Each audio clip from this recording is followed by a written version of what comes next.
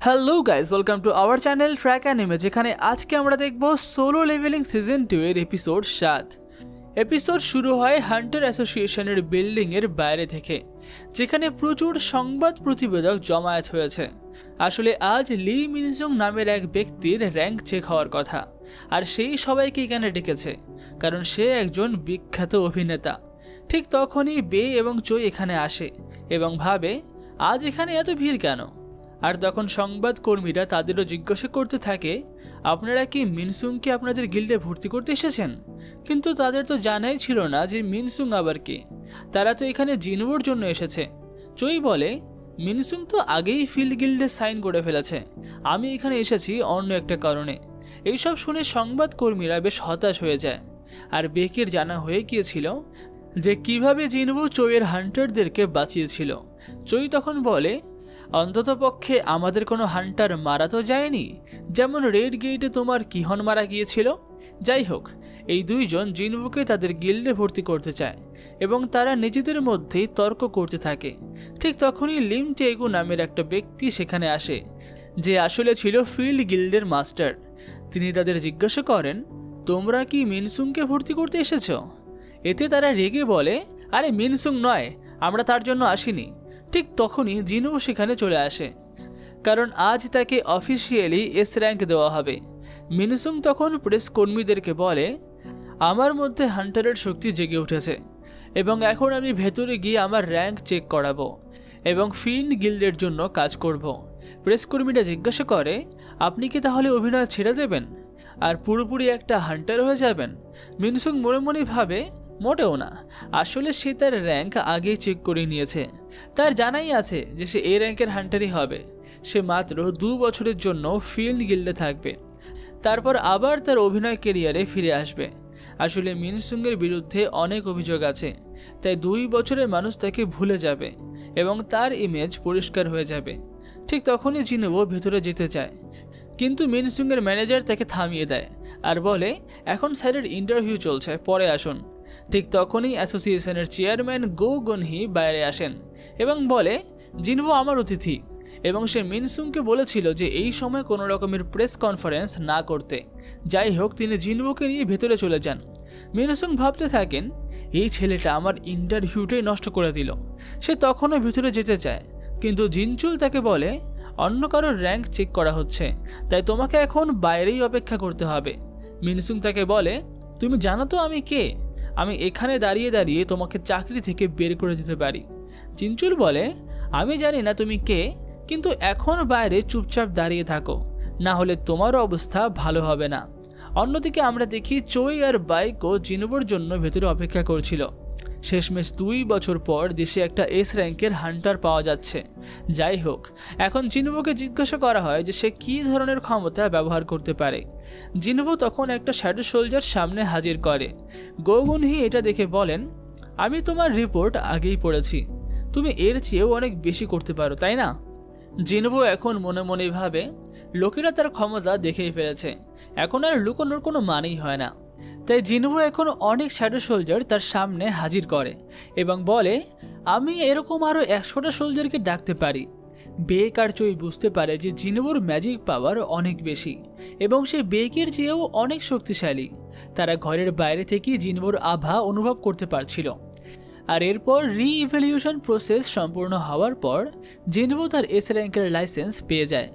জিনভো ভাবে এখন সে দ্রুত ডিমন ক্যাসেলের মিশনগুলোকে সম্পন্ন করবে। চেয়ারম্যান জিনভোকে এস র্যাঙ্ক পাওয়ার জন্য অভিনন্দন জানায় এবং জিনভো সেখান থেকে চলে যায়। আর বাইরে বেরোনো মাত্রই চই এবং বেক তার দিকে এগিয়ে আসে, যারা তার সাথে কথা বলতে চায়। কিন্তু জিনভো আবার তাদের উপেক্ষা করে এগিয়ে যায় এবং বলে, প্রথমে আমাকে আরও একটা জরুরি কাজ শেষ করতে হবে।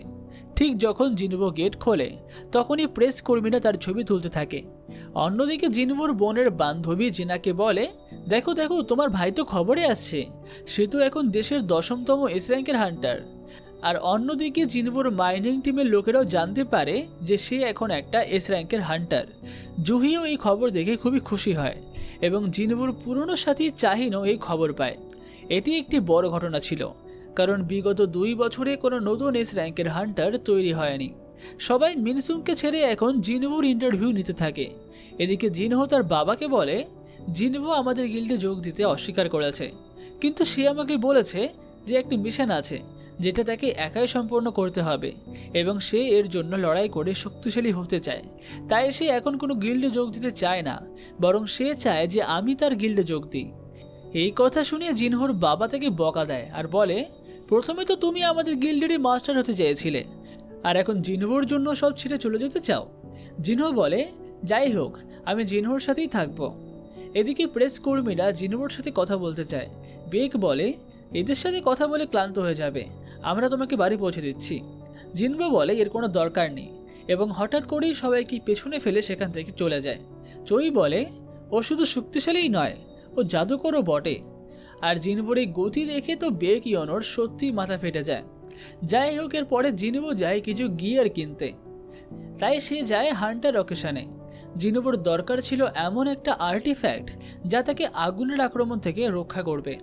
এই কাজের জন্য ম্যানেজার তাকে একটা ক্লক দেখায় যেটা কাপড়ের ওপরেই পরা যায়, কিন্তু তার দাম দেখে জিনভোর অবস্থা খারাপ হয়ে যায় এবং সে বলে, ভাই একটু কম দাম করো, আমি নিয়মিত তোমার দোকান থেকে কাপড় কিনি। ম্যানেজার বলে, আমাদের দোকানের দাম তো ফিক্সড, কিন্তু আপনি যদি এখানকার কাজ ভাঙতে পারেন তাহলে আমরা আপনাকে এই প্রোডাক্টটি বিনামূল্যে দেব, কারণ এই কাজগুলো ম্যাজিক দিয়ে তৈরি। জিনভো তখনই কাজ ভাঙার জন্য প্রস্তুত হয়, যেটা দেখে ম্যানেজারও বুঝতে পারে যে ও তো সত্যি সত্যি কাজ ভেঙে ফেলবে। তাই সে এখন সঙ্গে সঙ্গেই বলে, আরে স্যার, আমি তো মজা করছিলাম, কাজ ছুঁড়েই তো সিকিউরিটি অ্যালার্ম বেজে যাবে। জিনভো বলে তার দরকার কোনো একটা ছুরি বা অস্ত্র। তখন আরেকটা ম্যানেজার তাকে নিজের সাথে নিয়ে যায়। আর এদিকে এই লোকটা দেখে যে জিনভো তো কাজ ছুঁয়েওনি, কিন্তু তবুও কাজে ক্র্যাক চলে এসেছে। এদিকে জিনভোর একটা ছুরি পছন্দ হয়, কিন্তু সেটা খুবই দামি। জিনভো তখন তার ড্যাগারটা সেই ম্যানেজারকে দেখায় এবং জিজ্ঞাসা করে যে এর দাম কত হবে। ম্যানেজার বলে, এর দাম কমপক্ষে তো 100 মিলিয়ন হবে। এই কথা শুনে জিনভো হতবাক হয়ে যায়, কারণ এই ড্যাগার সে সিস্টেম থেকে কিনেছিল, তাও আবার খুবই সস্তায়। অর্থাৎ সিস্টেমের থেকে পাওয়া আইটেমগুলো বাস্তব জগতে খুবই মূল্যবান। সে ভাবছিল সিস্টেম থেকে পাওয়া এই আইটেমগুলোকে বিক্রি করে সে আর্টিফ্যাক্ট কিনবে, কিন্তু এখন সে তার মন পরিবর্তন করে। অন্যদিকে বেগ এখন ভাবছিল যে জিনভো দিন দিন এত শক্তিশালী কিভাবে হয়ে যাচ্ছে। তার সেকেন্ড অ্যাওয়েকেনিং তো অনেক আগে হয়েছিল, তাহলে তার ক্ষমতা বাড়ছে কিভাবে? হয়তো তার সেকেন্ড অ্যাওয়েকেনিং হয়নি এবং সে হয়তো অন্য কোনো উপায়ে লেভেল আপ করছে। এদিকে জিনভোর বাড়ির সামনে তো সারাদিনে অনেক মিডিয়া রিপোর্টাররা দাঁড়িয়েছিল। জিনা এখন দেখে যে তারা চলে গেছে, আর এখন জিনভো জিনাকে বলে যে সে আবার 1 সপ্তাহের জন্য বাইরে যাচ্ছে। ঠিক তখনই তাদের বাড়ির দরজার ঘন্টা বাজে, আর সেখানে আসে জিনহো। সে তার জিনিসপত্র নিয়ে জিনহোর কাছে চলে আসে। জিনহো এখন জিনাকে বলে, আমি এর সাথে 1 সপ্তাহের জন্য কাজে যাচ্ছি। সেই রাতে জিনহো জিনভোর কাছে চলে আসে, আর সেই রাতে জিনহো জিনভোর ঘরেই ঘুমায়। অন্যদিকে জিনভো তার বোন জিনার জন্য চিন্তিত ছিল। সে যখন বাইরে যাবে তখন কেউ যেন তাকে আক্রমণ না করে, তাই তার সুরক্ষার জন্য জিনভো ফ্যাং অর্থাৎ টাস্কের ওই 4টে গার্ডকে স্যামন করে। কিন্তু তাদের মধ্যে শুধুমাত্র 3টে বিস্টই স্যামন হয়, একটা বিস্ট তো স্যামন হয়ই না। আর তখনই তার মনে পড়ে যে ও তো ওই বিস্টটাকে পুরো মেরেই ফেলেছিল, তাই সে আর তার শ্যাডো এক্সট্রাক্ট করতে পারেনি। যাই হোক, এই 3টির মধ্যে যে কোনো একটা জিনাকে সুরক্ষা দেওয়ার জন্য যথেষ্ট হবে। এটি এখন শ্যাডো হয়ে জিনার সাথেই থাকবে। এরপর জিনভো তার এলাকার সিকিউরিটি বাড়িয়ে দেয়। সে কিছু শ্যাডো সোলজারকে তার সামনে হাজির করে এবং তাদের এলাকার পেট্রোলিংয়ে লাগিয়ে দেয়, যাতে কোনো খারাপ লোক তাদের এলাকার আশেপাশেও না ঘুরতে পারে। এই সময় আমরা আকাশে একটা পিঁপড়েকে উঠতে দেখি, যেটা সম্ভবত জেজু আইল্যান্ড থেকেই উড়ে এসেছে। যাই হোক, পরের দিন জিনভো জিনোর সাথে বেরিয়ে পড়ে। জিনভো বলে যে সে কয়েকদিনের জন্য ট্রেনিং করতে যাচ্ছে। এরপর জিনভো আবার ডিমন ক্যাসেলে প্রবেশ করে, আর সে এখন তার সাথে 2টি আইটেম নিয়ে এসেছিল, যার মধ্যে একটা তাকে আগুন থেকে সুরক্ষা দেবে। ঠিক তখনই সে একটা কোয়েস্ট পায়, যাতে তাকে ডিমন মোনার্ক ব্যারনকে মারতে হবে।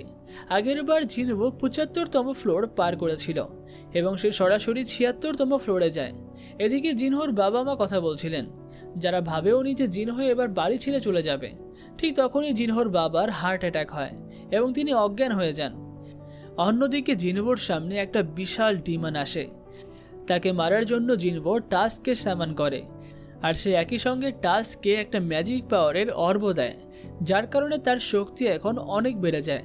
টাস্ক এখন তার আগুনের জাদু দিয়ে এক ঝটকায় সেই ডিমনকে ছাই করে দেয়, যা দেখে জিনভোও হতবাক হয়। এদিকে জিনভোর বাবা মিয়ন খানের হাসপাতালে জ্ঞান ফেরে। তার এটার্নাল স্লাম্বার নামক রোগ হয়েছে। এই রোগে আক্রান্ত ব্যক্তি একবার ঘুমালে আর কখনো জাগে না। ডাক্তার জিজ্ঞাসা করে, আপনার আশেপাশে কোনো হান্টার থাকে কি? কারণ কিছু মানুষের শরীর ম্যাজিক পাওয়ারকে সহ্য করতে পারে না এবং তাদেরই রোগ হয়ে যায়। মিয়ং খান বলে, আমার ছেলেই তো হান্টার। ডাক্তার বলে, ঠিক আছে, যদিও আমরা এখনো নিশ্চিত নই যে এই রোগটা কিভাবে হয়েছে। মিয়ন খান মনে মনেই ভাবে, ম্যাজিক পাওয়ারে ভরা এই দুনিয়ায় আমার শরীরই ম্যাজিক পাওয়ারকে সহ্য করতে পারছে না, অর্থাৎ এই দুনিয়া আমাকে রিজেক্ট করে দিয়েছে।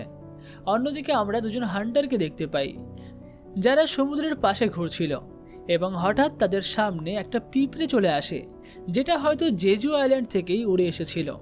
এদিকে জিনভো তার সোলজারকে 6টি দলে ভাগ করে দিয়েছিল এবং সবাইকে আলাদা আলাদা কাজে লাগিয়ে দিয়েছিল। সে তাদের 2টি অর্ডার দিয়েছিল, প্রতিটি দল আলাদা আলাদাভাবে কাজ করবে এবং যে কোনো শত্রুর সামনে এলে তাকে মেরে ফেলবে, এবং যখনই পরের ফ্লোরের পারমিট পেয়ে যাবে তখন তাকে জানাবে। এইভাবে জিনভো দ্রুত এগিয়ে যেতে পারবে। গত 2 দিনে সে 80তম ফ্লোরে চলে এসেছে। ঠিক তখন সে দেখে যে তার মানা লেভেল কমে যাচ্ছে, অর্থাৎ কেউ তার সোলজারদেরকে মারছে। আর এটা ছিল সেই হাই অর্কের দল, যা ডিমনদের সাথে লড়াই করছিল।